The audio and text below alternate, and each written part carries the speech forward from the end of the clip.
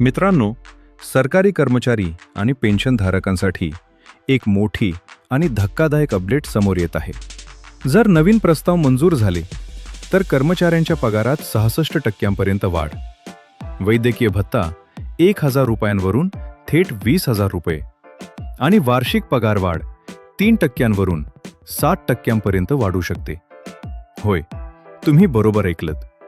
8व्या पे कमिशनबाबत सध्या मोठ्या घडामोडी सुरू आहेत आणि कर्मचारी संघटना आपल्या मागण्यांसाठी अधिक आक्रमक झाल्या आहेत. सरकारने संदर्भ अटी म्हणजेच टर्म्स ऑफ रेफरन्स जाहीर केल्यानंतर विविध कर्मचारी संघटनांनी त्यांच्या दीर्घकालीन मागण्या पुन्हा सरकारसमोर ठेवल्या आहेत. सर्वात जास्त चर्चा सध्या होत आहे वैद्यकीय भत्त्याबद्दल.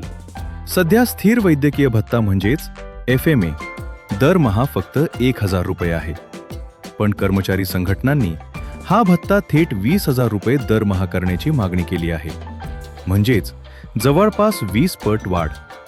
ही मागणी विशेषतः त्या कर्मचारी आणि पेन्शनधारकांसाठी आहे जे सेंट्रल गव्हर्नमेंट हेल्थ स्कीम म्हणजेच CGHS सुविधा उपलब्ध नसलेल्या ग्रामीण किंवा दुर्गम भागात राहतात.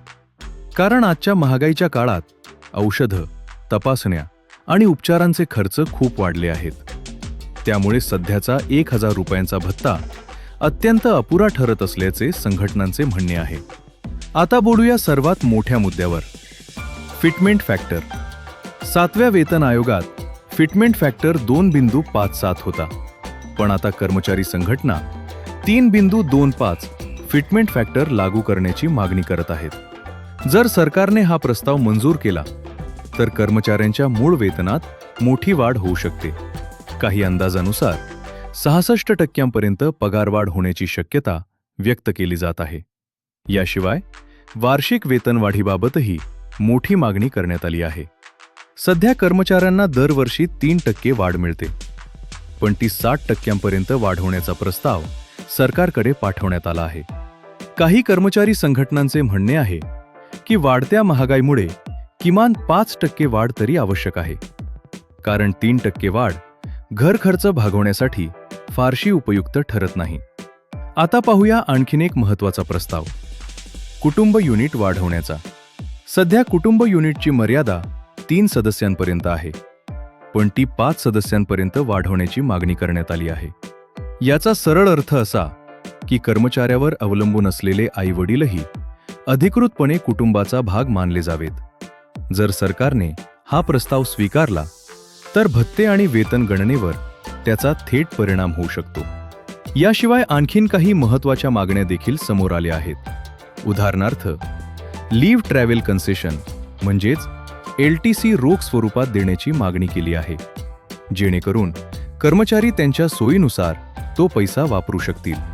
तसेच लीव्ह एनकॅशमेंटची मर्यादा 300 दिवसांवरून 400 दिवसांपर्यंत वाढवण्याचा प्रस्ताव मांडण्यात आला आहे. यामुळे निवृत्तीवेळी कर्मचाऱ्यांना मोठी एकरकमी रक्कम मिळू शकते.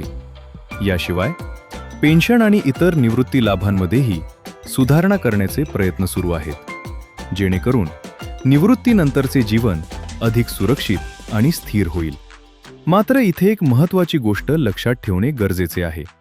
हे सर्व प्रस्ताव सध्या चर्चेच्या टप्प्यात आहेत. सरकारकडून अंतिम निर्णय आणि अधिकृत घोषणा झाल्यानंतरच नेमकी अंमलबजावणी कशी होणार हे स्पष्ट होईल. पण जर या मागण्या मान्य झाल्या तर केंद्र सरकारी कर्मचारी आणि पेन्शनधारकांसाठी हा खरोखरच मोठा आर्थिक बदल ठरू शकतो. आता तुमचं मत काय आहे? 3.25 फिटमेंट फॅक्टर आणि 60% वार्षिक वाढ मंजूर व्हायला हवी का? तुमचं मत आम्हाला कमेंटमध्ये नक्की सांगा.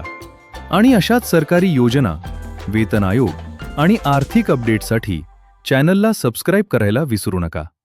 धन्यवाद.